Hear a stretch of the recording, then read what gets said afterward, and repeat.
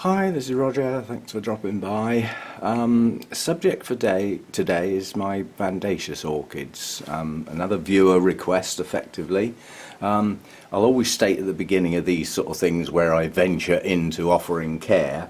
This is how I look after them in my environment. Don't forget, it can vary. This is more of what I do, not what you should do. I'm going to start with the little ones. These are my sarko recent acquisitions, or two of them are anyway. I'm including these in Vandaceous because they don't really fit in with anything else, and the fact that they've been hybridized with things like Ascocentrum, Ronco reedies, Ranantheras, all of which are sort of related, I suppose. They don't fit with anything else, even though strictly speaking I think they stand alone. So these three first. Now, during their growing season, which in theory all of these should be doing at the moment, they're all, well, these are pushing up younger growths. This one's one pushing on there and a couple more starting down here. This one as well has some younger growths pushing out from the base. This one hasn't, and strangely enough this is the one I've had the longest. They were all gifts. I haven't bought any of these. This was a gift from Arthur at Burnham's. It was really for Hannah, my daughter, when she was in hospital. So I've had that one a long time. It has bloomed. That's actually a species. That's Hartmannii, I think it is. Yeah, Hartmannii. And so far this one hasn't pushed up any young growths. It's got some actively growing roots down in the pot there. I'm not going to bother getting it out. These two were sent to me, and these have come from a well-known Australian hybridizer. There's not much going on in the pots. They do have roots, but in theory, if they're in active growth, they should be pushed. Oh, I can see some new roots from the base there. There's one sticking up the plant there. Decided to go skyward. And this one over here. I don't know what we've got in the pot here. Oh, we've got some green root tips going around the bottom here. Now, again, I'm going by what I'm told rather than by what I know, because I haven't had them long enough. These like quite heavy shade in their growing season, and again, like most Vandaceous types, they haven't got much ability to store water and nutrients. They do have quite fleshy leaves, so there's an element of storage there, but no canes or pseudobulbs in the true storage sense. So these need a constant supply of moisture, but it is also said if you keep them soggy, the roots will rot. And that really applies to most orchids, doesn't it? So you take that as read, I suppose. So these are in a shady place at the moment. They weren't, and this one suffered a bit because it was in too much light. Come the shorter days and the lower light levels, they can come out of that heavier shade. They're most likely to bloom in the winter time.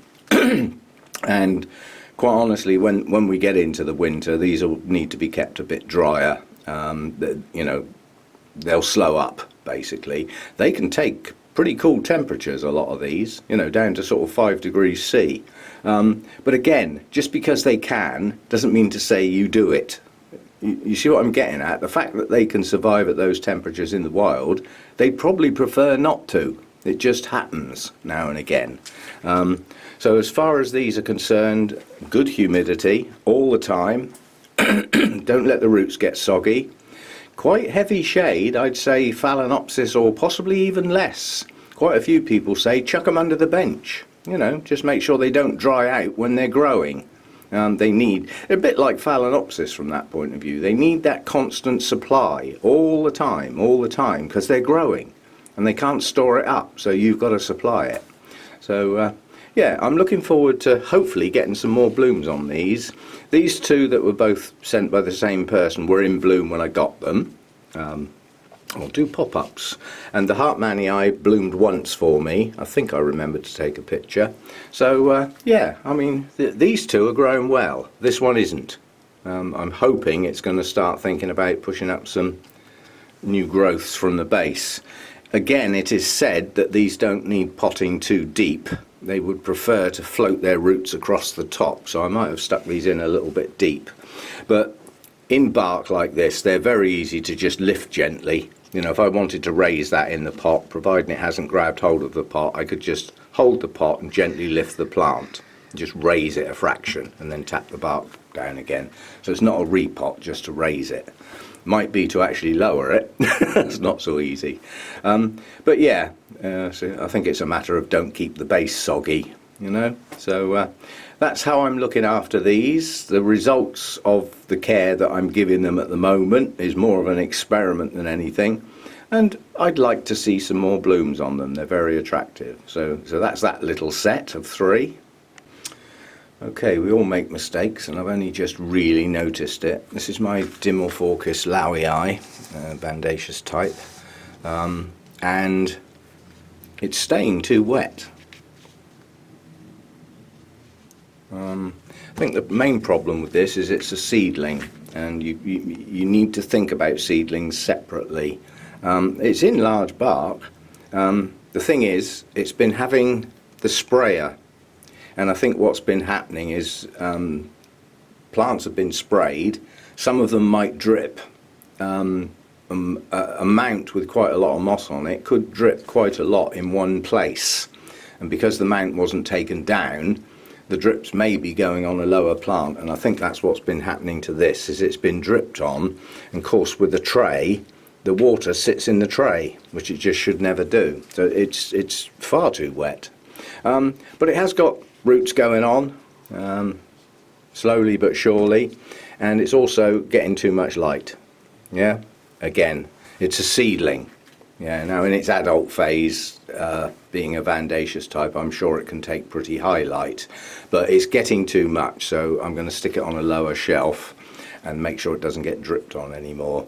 It's dropped a leaf recently, and it's also growing a new one, but it just seems to sit at around that size. The leaves seem to get progressively a bit bigger, but as fast as I get a new one, an old one drops. I don't think it's lashing nutrients or anything. I think it's just the fact that it's a seedling, and so be it.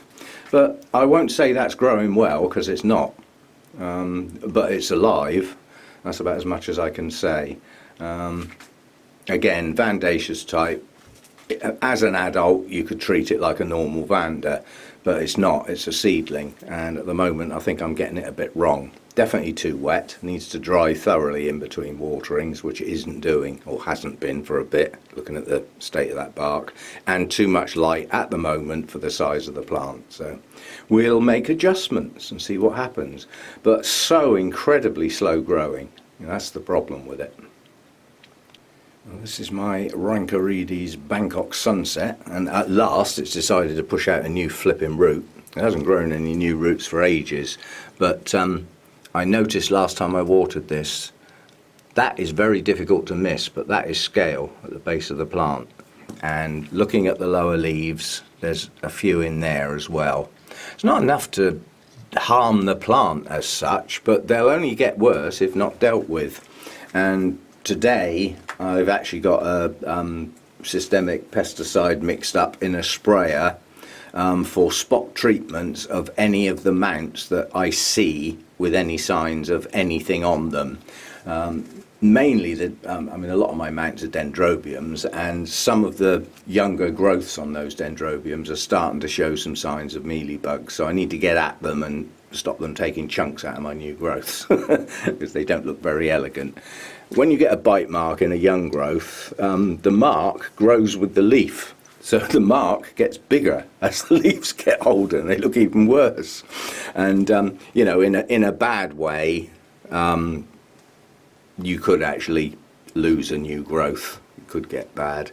And also, any biting insects that make holes in your plants leave a space for an infection to get. You know, you've punctured the surface which looks after the plant and got into the soft tissue. This looks like it's going to drop its lowest leaf. It hasn't dropped a leaf for some time, and it has actually grown, I think, 3 new ones, one of which started, yeah, see there's an adult scale there, so they are starting to get about, and that one's alive as well. You can tell if they're alive because they don't want to come off. You see that little one there? Anyway, it's about to get sprayed, so that'll deal with that. Now, although this is a Vandaceous type, this is not a high light lover. If you put this in too much light, it'll tell you, it'll get quite badly purple. Starts off with little flecks. That's a warning sign saying I've got enough light, I'm just about okay. But when you start getting purple patches, it's a bit too strong. And it can happen quite quickly, and get it bad and you'll burn the leaves, you know, and you'll get yellow patches that will turn brown and the leaves will die. So this is pushing its luck at the moment, but it's recently been moved to a slightly lower light level, so that should fade eventually. If you've got deep dark green leaves, it's probably not getting enough light. So yeah, you got to watch this one. This was in bloom when I got it. I don't think it's bloomed since, and it's spent a long time without blooming, so I'm not quite sure why it's not blooming. Now that's the old spike down in there, but there's no sign of a spike here, no sign at all. So still waiting on that one. And I must admit, when it did bloom, both me and my daughter looked at it and said, it's not quite as good as we were expecting. For some reason it doesn't seem to live up to the pictures. And although this one has got a clonal name of Fragrance, I think, yeah, Bangkok Sunset Fragrance, neither of us could detect much fragrance on that last bloom. But the plant was in a bit of a state when I got it. I was a little disappointed because it was a faff trying to deal with the company that I bought it from. And yeah, I won't deal with them again. It was just too much of a faff. Anyway, it's okay, it's growing, it could do with blooming again, to reassure me that it's worth keeping, because otherwise it's not. It's just taking up space, extra time to water. But yeah, normal Vandaceous treatment, you know, give the roots a flipping good soak, let them dry, give them a good soak, let them dry, and certainly this time of year that really ought to be daily, because you know, in my environment, even with the high humidity, they will dry quickly. So yeah, I treat it like a normal Vanda, except for the light level. If I put that up with my two genuine Vandas, it would frazzle. So it gets kept lower down where it doesn't get so much light. Now, these two objects, I'm heading towards them not being in my world much longer. I've had them quite a long time. They don't grow that well for me. The older leaves on them look quite poor, although the newer leaves don't look quite so bad. You know, they've got a decent colour and they're pushing on. There's two plants in here basically. One of them did bloom once when I was a young lad, I think, that long ago. But they just don't seem to want to do that well. They haven't grown any new roots for flipping ages, although I can see a new root starting down at the base of that one. They just take up space and don't do anything. So, you know, they grow relatively slowly for me. And what hits these in my environment is the winter. These are warm growers. They like to stay warm and cozy all the time with good humidity. Of course, in the winter time, my temperatures drop down way below what these would like. So they just stall. They just don't like that cold. And that's what they're going to get if they stay with me. So it might be better that they can go somewhere where you know, somebody can give them better temperatures year round, shall we say. But they're not going to do well in a dry atmosphere. They do like humidity, these are the typical steamy jungle types, if you know what I mean. But anyway, I mean, they've pushed up some new leaves. They're not immaculate, but they're so it's sort of, they're growing slowly, and it's this time of year they start to perk up, and then they start looking a bit more reasonable towards the end of the year. And then we go into winter and it just whacks them again. So I think these will go. If they go to somebody else, they won't go in the basket with the lava rock, that's for sure. They'll effectively be taken out of there and sent bare rooted. They're not that easy to transport at the best of times, but at least they're linear. They have that phalaenopsis style where the leaves go out sideways, so they're flat. So they can be packed in quite a, you know, reasonable box without being ridiculously large. But I think that both of those will go. I don't even know why I've kept them this long. But these again, although Vandaceous types, these don't like really high light. They'll burn. So these are more like the Ronco reedies, I would say. You know, a good even light and good temperatures, good humidity, and a regular supply of nutrients and water. Again, wet-dry cycle would be best for these. That's why they're in the lava rock. They were drying too fast because they were just bare-rooted and they were hopeless. The lava rock has improved them. They've got some better colour now. And that just helps the roots stay moist longer. So they, you know, they've got access to moisture a lot longer than they used to have. And it seems to have done the job. But I don't think I'll be keeping them long term. So that's those. Ronco Stylus Gigantea, those are. Right, we're getting on to the Vandas proper now, although strictly speaking this is more of an Ascocentrum, looking at the way the spikes come out and the shape of the blooms, which is Ascocenda crossed with Vanda. And I believe all the Ascocendas were put into Vandas anyway, or the biggest part of them, so it is probably just classed as a Vanda hybrid. Heat last year got this one. This is because it's got Ascocenda in it, it's highly likely to be a slightly cooler grower. And I've got a feeling this one could do with a little less light as well. But I haven't got anywhere else to put it, so it's going to have to lump it. It's the distance from the top to the bottom that's the problem. You know, I mean, that is 4 feet long from top to bottom, mostly roots, obviously, which are doing very well. Got some old dry ones here that look as though they're dead, and then, hey presto, they branch out. So don't go cutting old roots off because they look a bit tatty. They can still branch, and you can still get new ones from the base. This one put out a little keiki from the base that seems to be growing on slowly but surely, and although the plant's back to front at the moment, that's the way I want it at the moment, one day, oh look at the scale on that, that goes on the list, one day that little young plant will come up and fill the gap where the older leaves dropped off. Yeah, that happened in the heat last year. I just couldn't keep these hydrated. And because I didn't have the high humidity last year, they suffered a bit, or this one did. So it lost probably 6 leaves from the base, which, you know, because the leaves used to start at the bottom and now they start, you know, with a bare bit at the bottom. But, yeah, we'll get at the scale on that. As I said, it is that day today. But it blooms regularly. I usually get 2 lots or 3 lots of blooms on this one, and sometimes 2 spikes at the same time. I mean, you can see, you know, it's bloomed on virtually every leaf joint up the stem here. It's missed one here. It does that every now and again. Yeah, so it missed one there, missed one there. Those were consecutive, those were consecutive. This is probably the bloom that was on it when my daughter first bought it for me, or it could have been one of these. It's grown on quite nicely. If it hadn't dropped the bottom leaves, this would be a good sized plant now.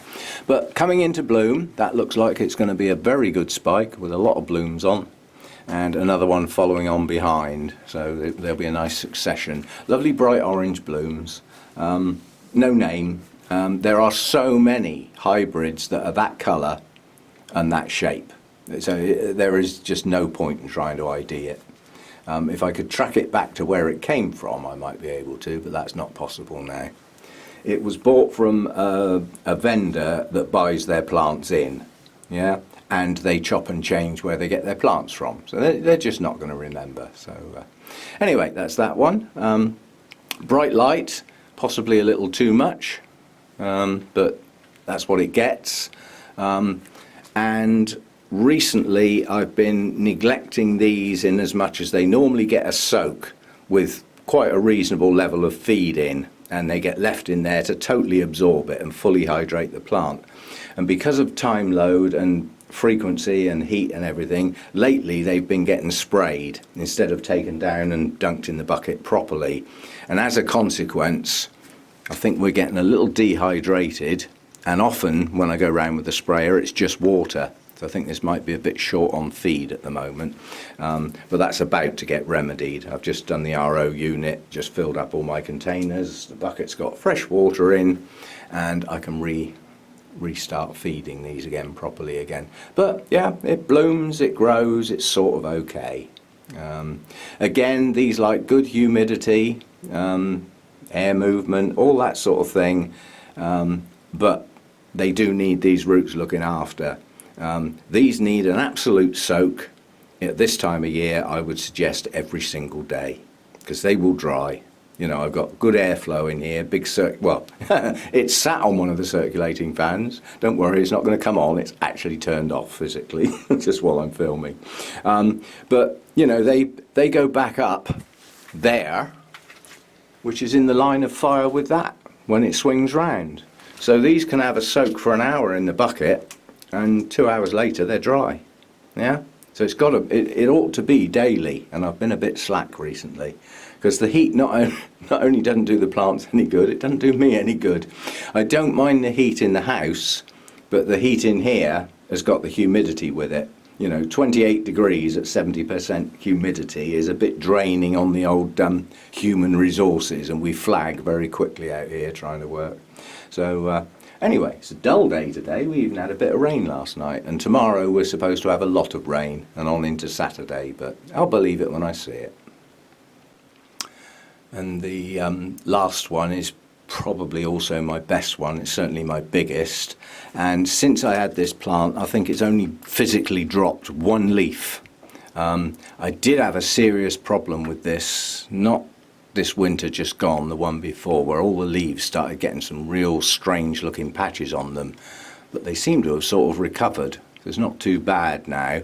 Lower leaves have been knocked a bit now and again, so you know, but there's still got green bits, so I wouldn't trim them off personally. Even when you get a brown end to a leaf, you know, that one got trimmed, but as long as there's green there, I'd leave the leaves on. This grows well. It pushes out leaves at quite a frequent rate, so it pushes on nicely. Unfortunately, it pushes its spike skywards. It goes straight up from the plant, which has to be dealt with or it will touch the roof. And there's nothing I can do about that, so this is my bend the spike process. I just put these little wooden clothes pegs on between the buds, and it weighs it down and arches it. And then in the not too distant future, the buds will be large enough and heavy enough that they'll stay there without the clothes pegs. Obviously they've got to come off before the blooms start to open, or they'll misshape the blooms. The bit I love about these buds is the twist on the stem. You know, the veins on the stem just twist round. It's lovely. This should be open in possibly a week or so, but these buds are nowhere near full size yet, nowhere near. These are huge blooms on this one. Roots on this, it just grows them. It's grown quite a few out from the stem this year, higher up. If you get a real tatty one that's got a problem down the lower part of the plant, possibly from when somebody else had it, when they get to this stage and they've got lots of roots coming out from higher up, you can cut them off, yeah, and use the new roots as the support. But with a Vanda, my attitude is that the more roots you've got, the better, because they take some hydrating, these plants. So the more roots you've got, the more you can get up into them. And again, lots of root growth, new ones branching out from old ones, just good root growth. In the winter time, that root growth will stop, because again, it's too cold. The Vandas don't like the cold in the winter, so they virtually stop growing, and a lot of these active root tips will just close over, and then they'll shoot out again when the better weather comes. Again, that gets dunked in a bucket. Pretty good feed levels for Vandas. There's a lot of plant to support here, you know, so these are the plants I feed at the highest level. I whack the food up to sort of up near 300 parts per million for these. They don't get anything different to the other orchids. They just get it far more frequently. Literally, I change the water in the bucket about every 10 days, and they should be in that bucket every single day. So they get fed virtually every time. When I've got clean water in the bucket, they usually get a good dunk and a sploosh around in there to just flush the roots off. But I don't think I get any problem with residual fertilizers on these roots. If I was getting that, they'd burn. A lot of these white roots would get horrible brown patches on them, which they don't seem to be doing. So I think it's happy. I used to feed my Vandas at a much higher level than that, up around 500 parts per million, but they didn't grow any better. So I think they were, that food was just being wasted. I haven't seen them grow less or less vigorous since I dropped it down. Frequency hasn't changed during the summer months. During the winter months, dunking them in the bucket is more likely to be about every third day. Not because they don't need it, it's because they're not growing. Because of the cooler temperatures, they slow down. It's like I've always said, if an orchid's in active growth, feed and water well. Get fed up with hearing that, I should think. It's funny, I was talking to Sarah at Burnham's and I said that. I said I do a care video every now and again, but you've got to go careful what you say because of the different environments. But my basic advice, we were talking about a specific orchid at the time, is just, when it's actively growing, feed and water well, and when it's not, don't. She said, well, that really applies to all orchids if you think about it. I said, there you go, you've just done a care guide for your whole nursery. Anyway, that's the last one of these. A little insight into my Vandaceous types. I don't think I've missed any. I'm sure if I have, somebody will tell me, and maybe we'll include it somewhere else, but I don't think I've missed any. So there we go. They can be rewarding, but some of them can get massive. This one is the bigger plant of my two Vandas, but it isn't as long.